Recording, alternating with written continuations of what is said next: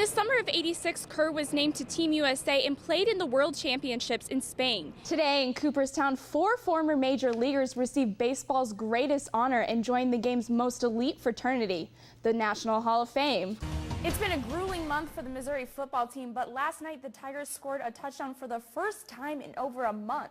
Nate doesn't just train to knock out his own opponents. He's a counselor at a camp where he teaches other limb-different children how to play sports. As the surging Florida Gators make their way to Fairhope Field, now ranked 11th in the country after a win over Ole Miss. And for the second weekend in a row, there will be a freshman with the key to Missouri's offense. Mark and his family moved out to Tucson in 2011, where he works as an Army instructor at Fort Huachuca. A day after announcing his new offensive coordinator, Barry Odom shifted to the other side of the ball today. Mixed martial arts is one of the fastest growing and most physical sports. Well, Columbia's Nate West is not your typical MMA fighter.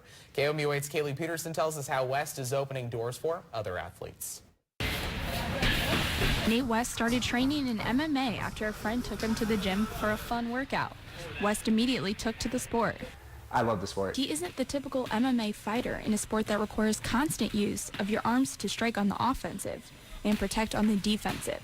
He's limb different, born without an elbow or forearm on his left side.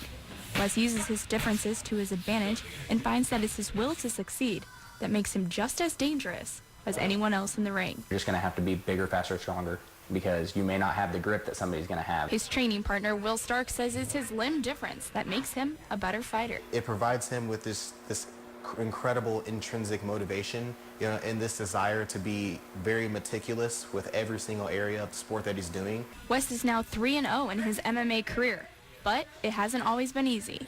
In my middle school formative years, I had a really bad coach that did not want to work with me. Nate doesn't just train to knock out his own opponents. He's a counselor at a camp where he teaches other limb-different children how to play sports. Nubability is a camp offered annually, focusing on multiple sports. We want to give kids the physical ability to compete, but it's also a confidence thing. Kids, he says, will one day change the world. They're going to shock the world, every last one of them, whether it be in sports or not. West says he strives to be a role model for all the kids he meets at Nubability. I want to make a kid know that they're a champion. Kaylee Peterson, KOMU8 News, Columbia.